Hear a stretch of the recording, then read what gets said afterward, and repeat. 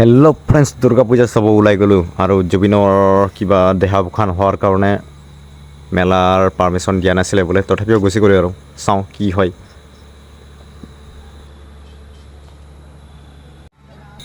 মেলাৰ গেটখনটো আটক ধুনীয়াকৈ সজাইছিলে, কিন্তু এতিয়াহে মেলা হয় কি নহয় সেইটোহে মেইন কথাটো।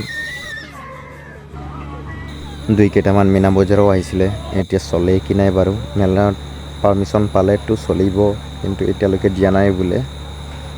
চাওঁচোন বাৰু অলপ পিছলৈকে কি হয়।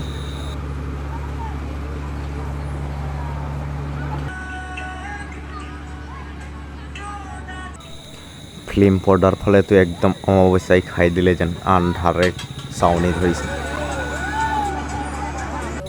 এতিয়া পাৰ্মিশ্যন পালে বুলি শুনিছোঁ, আৰু খান ভাই এইফালে পূৰা টাক টুক মাৰি আছে কাৰ। দেখাই দিম।